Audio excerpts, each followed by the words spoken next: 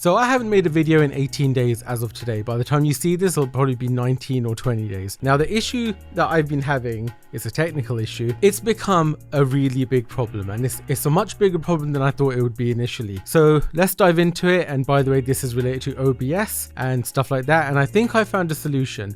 But if you're facing issues with encoding and stuttering when recording on OBS, then you might want to watch this video. Let's get into it. Right, so there's a lot of videos that I've wanted to make in the last 2.5 weeks, which I haven't really been able to make. That's mainly because of the way I film content on this channel now. Now, I used to film just talking to my camera like this and recording to the SSD connected to my camera. And then I sync the audio from the camera to the audio recording on my main mic in post. But then what I ended up doing was that I decided that I needed to share my screen with you guys. And in turn, that would save time on editing and everything because I wouldn't have to import images and videos into the video that I'm editing. I could just do it on the fly with a Stream Deck, which is like this thing over here. So I connected everything up to my MacBook Pro. It's an M1 Max version with 32 gigs of RAM. It's the full fat GPU. I've had it for about 5 years now. Now, the issue is, in my recordings, I noticed that there was a stutter on the main feed. Now, the main feed is coming from a LUMIX S52X, and it was connected to my MacBook Pro via a capture card like the Elgato 4K-S or the Rode Streamer X. And that was coming in at 4K 30 FPS. But every time I would review my videos, I would notice a stutter and lag at various points of the video. Now, this wasn't really happening when I captured my screen. That was all fluid and seemed fine. It was only on the capture. Now, this led me down a really dark, lengthy path to figure out what the hell was going on, because the M1 Max is more than capable of encoding that sort of footage, or so I thought. Anyways, so the more I looked into it, it turns out that macOS has some weird issue with the UVC protocol, where the timings are a bit off sometimes, and it causes this weird stutter and judder and stuff, especially when capturing from 4K sources. So now you might say, well, why are you capturing in 4K? Why don't you drop it down to 1080p or something? I tried that, and even that wouldn't work. And on top of that, I paid like $2.5 grand for my camera so I could record in 4K. What was the point of spending $2.5 grand on a camera if I'm not going to utilize this full potential? Now, these videos, when I'm filming like this directly to the camera, are shot in 6K and then downsampled down to 4K. It was 6K open gate, and that's just so I could frame everything properly in post. Totally overkill. And I shouldn't be doing it because I'm just using hard drive space for no reason, because those files are massive. So this right now is being filmed in 4K 30 FPS at about 150 megabits per second. Anyways, back to the point. So my MacBook Pro M1 Max was having this weird stutter and judder and lag on my recordings. So I thought, hey, maybe it's my capture card. So I tried the CamLink 4K, that wasn't working. So then I went and bought the Elgato 4K-S. Now the Elgato 4K-S is capable of 4K HDR at 60 frames per second. I thought that's more than enough. I'm capturing at 4K 30, this should be fine. But again, the Elgato 4K-S also uses the same UVC protocol, which again, apparently MacBooks have an issue with, and I had the exact same problems with that as I did with the CamLink 4K. But I thought, hey, because the CamLink 4K is Elgato and the 4K-S is Elgato, maybe the issue is Elgato. So then I looked into it some more, and I ended up buying the Rode Streamer X. Now, some of you might know this thing. It's right over here. It looks kind of cool, actually. It's nice to have in the studio. Well, the Rode Streamer X is capable of 4K 30. It is amazing. You can connect your microphone to it, and then it has like a compressor built in and all that sort of stuff. Right now, I'm not using that. This is connected to my Scarlett 2i2, which is back there. But anyways, I thought maybe if I buy something from a different brand, the problem will just go away. Again, connected it, uses the same UVC protocol, and hey, I had the same issue. Again, it wasn't resolved at all. So now I'm like, I don't even know how much money into this. And I thought, okay, if the problem is macOS, and all the research I did was pointing to it being macOS, and the only solution was buy a Blackmagic, I can't remember what it's called. I'll put it on the screen if I find it. This thing is about £1,000. You could buy that, and apparently that sorts out all of the timing issues that you have with UVC, and then everything's fine. One of the other issues is that the S52X outputs at 4K 30, but the camera itself is capturing at 29.97, and there's no way of changing it to rounded numbers like 30 frames per second. You could do 25, but I didn't want to do that because the capture card itself is capturing in 30, so there's still going to be that discrepancy. So the closest I could get to 30 30 frames per second on every capture card was 2997, which is just the NTSC standard. So then I thought, okay, what the hell do I do here? Because the MacBook with macOS for some reason just isn't doing it. And it seems to be a widespread issue because I looked into it, and I even looked at some other people's YouTube channels who record the same way as I did, and they seem to have a similar issue as to what I was having. So I couldn't find a fix. So then I thought, okay, a few years ago, I used to stream on Twitch, and I still have the PC that I used to use to stream. Bear in mind, this PC is 11 years old. Just for reference, it's a 4690K Devil's Canyon on the LGA 1150 platform, and that had a GTX 970 in it. So you can see how old this thing is. But I thought, hey, I'll try it. The GPU will need an upgrade, but everything else should work fine. And it had the Asus Maximus Hero 7 motherboard, which was a really good board for the time. It was one of the best boards you could get, as far as I'm aware. So I get this PC from 11 years ago, connect it all up, buy extended USB cables to run all the cables to it, because that PC is now under my desk with all these 5-meter cables attached to it, and then the monitor that I have over there. Look, it was a whole thing. And then obviously the GTX 970 wasn't capable enough to encode these 4K streams. Oh, and by the way, I also wanted to capture my MacBook screen, because in those videos I have my MacBook Pro over here, and that's what I use to share my screen. So I'll capture my camera in 4K 30 into that computer, and I'll also capture the MacBook Pro via its HDMI out through another capture card. So what did I do? I went and bought the RTX 550 and slotted it in there, because obviously those cards have NVENC, and then you can encode your OBS recordings in AV1, HEVC, H.264, you name it, those cards can pretty much handle everything. So I thought, great, I'll do that. Connected everything up, and what did I see?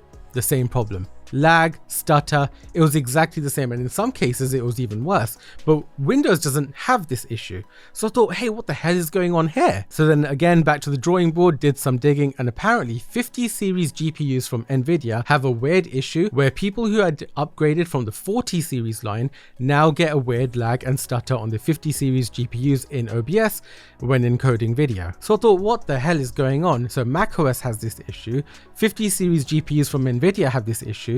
What the hell am I supposed to do here? But apparently 40 series GPUs with their more mature codecs have no issues, apparently. So then I went on the hunt for a 40 series RTX GPU from Nvidia, and I ended up buying the RTX 4060 from Gigabyte.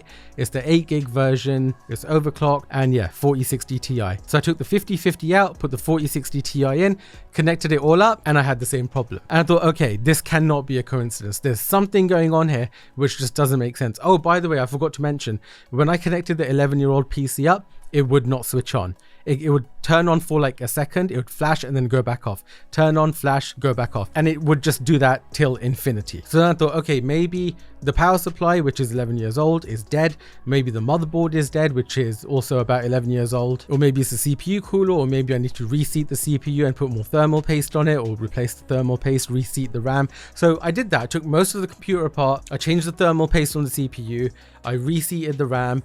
I checked all the cables, turned it on. It still took a while to fire up.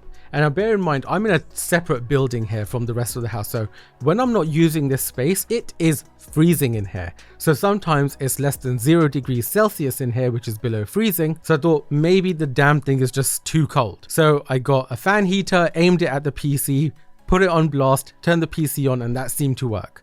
So maybe the power supply is dying, or maybe it's the motherboard. There's something funky going on with it. I don't think it's the CPU, I don't think it's the CPU cooler, and I don't think it's the RAM. Anyways, back to it. I had to explain that a bit because that is also going to be important later on in the story. So I get the 4060 Ti, put it in, connect everything up, and again, same problem. It just did not make sense. The thing is, when I removed one of the capture cards, it improved a little bit. And then when I removed my Scarlett 2i2 from another one of the USB ports, again, it improved a little bit, which then got me thinking about USB bandwidth. So then I dig out the Asus Maximus Hero 7 motherboard manual, and I start looking into how many USB controllers this motherboard has. Turns out it has one USB controller which is shared for every USB port on that motherboard, and that one controller maxes out at 5 gigabits per second. Now, the capture cards I'm using require 5 gigabits per second each. So I thought, okay,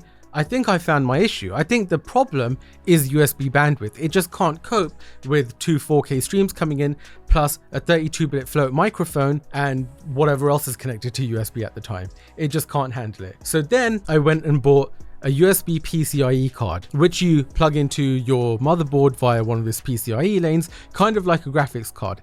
And that way you can add new USB ports to your computer, which has its own controller built in. So then you can kind of split the load between the controller that's built into the motherboard and the controller that's built into the PCIe card. So I went and bought one and it didn't work. So at this point I just thought, I'm at a total loss here. This isn't working for some reason and it just does not make sense. But then I thought, okay, what if the PCIe card just has a really crappy controller built in? So I looked that up. I find the manufacturer on Device Manager and Windows. I Google it and it turns out that the controller built into the PCIe card I bought was just terrible. It's some Chinese knockoff brand and it's known for causing lag and stutter on USB devices. Okay, cool. I know about StarTech. They're a really good brand. They do a 10 gig USB-C. So it's got 2 USB Type-C ports at 10 gigabit. I'll just buy that one. That costs about £60. So I bought that one, took the other one out, put that one in, and guess what? It worked. I could capture 4K 30 from my S5 IIX, which was plugged into the new PCIe USB 4 capture card or USB-C capture card, and I had the MacBook Pro connected via another capture card to the USB ports on the main motherboard. So the load was being split between 2 cards and, more importantly, 2 USB controllers. So now I had enough bandwidth to manage everything and everything was great. So then I set up my scenes on OBS again because of course I had everything set up on OBS on my MacBook Pro. So I'd start new on OBS and get everything up and running again. So I did that, imported my mic. Look, it was a whole thing. This took ages. So I get everything connected up. I'm about to film like a test and the test went perfectly. It was great. Everything was great. Everything was smooth. It looked amazing. And then the next day I walk into the studio to film a video and the PC won't switch on. So again, I start taking things apart, try to make it switch on. It finally turns on, it stays on for about 15 minutes and then it just switches off again. And then it starts looping again. It switches on for about half a second, goes off, switches on for about half a second, goes off. So then I thought maybe I could replace the motherboard, but the motherboard again is over a decade old and that whole platform is just, no one makes them anymore. So chances are I would have to buy a used one, which may come with its own issues. And if it's not the motherboard that's the problem, then I'll still be stuck with a computer that doesn't work, having spent more money on this thing, trying to revive it from the dead like a zombie. I also could have changed the power supply, but again, if I change the power supply and it's not the main board, then I'm still at square one and I'm just throwing money at this thing, which to be honest, just isn't worth saving at this point. By this point, about 2 weeks had gone by. And in the background of all of this happening, I was looking at possibly a new build. So I wanted a Mac Studio in here, but again, macOS seems to have this weird issue with UVC devices. So I just couldn't go with Mac. And on top of that, I do want to stream again, like I used to, but this time to YouTube and not Twitch, and not gaming, but more news, politics, tech stuff, and that sort of thing. So I needed something solid, reliable, and something bulletproof that will just be a workhorse, especially here in the studio. So right now I edit all of my videos on the M1 Max using the Adobe Premiere Suite, but I thought if I could get a workstation PC in here that just handled everything and is always connected, which I can just walk in, switch the lights on, plug in my MacBook on HDMI to capture that screen, then everything will just be seamless and the lag between walking into the studio and pressing record will be greatly reduced because everything will just be way more efficient. So I started looking into new computers and eventually I landed on a really good CPU and it's being built as we speak. So right now I'm recording directly to the camera on an SSD,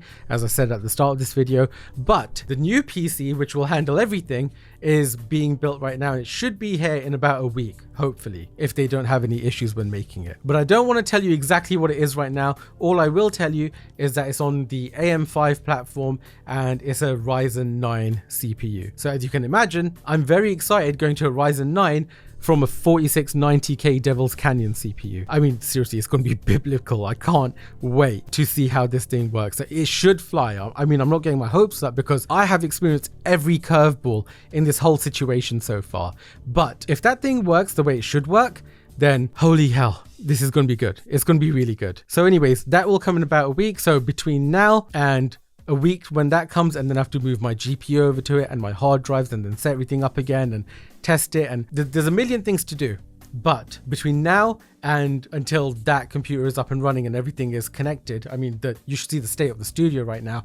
It's a disaster with cables and stuff all over the place. Once that's up and running, everything should be flowing again, 2 or 3 videos a week again, and I can get back into that routine. But until then, I'm going to be recording directly to an SSD without transitions between this and me sharing a screen or whatever. The point of this video was just to let you know what the hell happened and how I think I've resolved the issue of stuttering on OBS when encoding 4K video, especially from 2 sources and a high quality microphone. So if you have been having this issue on OBS, then maybe your issue is bandwidth. Everyone thinks that the issue is your OBS settings. And yes, I went through every single setting on OBS 1,000 times and nothing made a difference. The issue was definitely USB bandwidth. On the MacBook, maybe it was a UVC thing, maybe it was a bandwidth issue on there as well, I don't know. But the issue on Windows was 100% a USB bandwidth issue. So if you're capturing stuff directly to your motherboard and you have a bunch of other USB devices plugged in,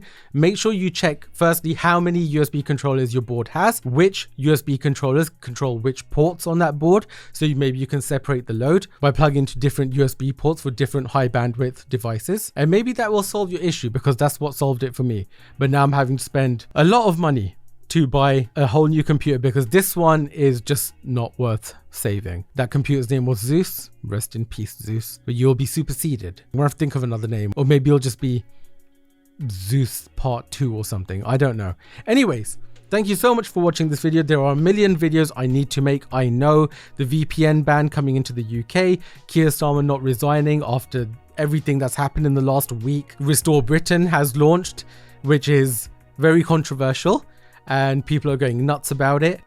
Facial recognition cameras, David Lammy deleting court records, no jury, which I already made a video about, I think. But now we're having trials with no jury, and we're deleting court records, and they want to ban VPNs and social media for under 16s, or is it ban VPNs for under 18s? So people under 18 and 16 can't be trusted to go on social media or use VPNs, but 16-year-olds can apparently be trusted to vote in elections, and 4-year-olds can be trusted to decide their gender. So make of that what you will. If you think this is about protecting the children, I think you need to get your head examined, because in my opinion, if it truly was about protecting the kids, this wouldn't be happening, would it? Anyways, like I said, there are a million videos I need to make. There's so much I need to catch up on, but there seems to be light at the end of the tunnel. We seem to be getting over this mountain of problems that I've been having. Honestly, I put my heart into fixing that 11-year-old PC. I was so close. I had it working, okay? I did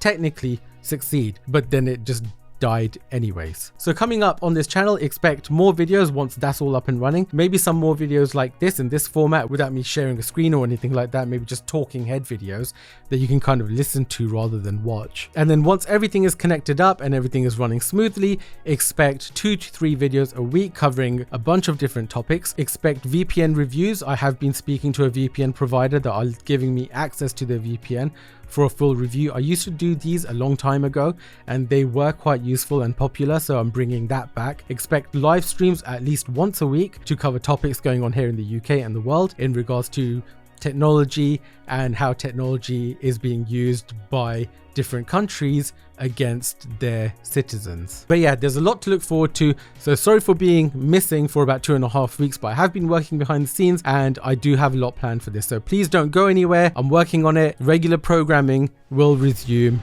as soon as possible. Thank you so much for watching. Give this video a like if you liked it, and do consider subscribing if you haven't already. You've been watching This Brown Geek. I'll catch you in the next one.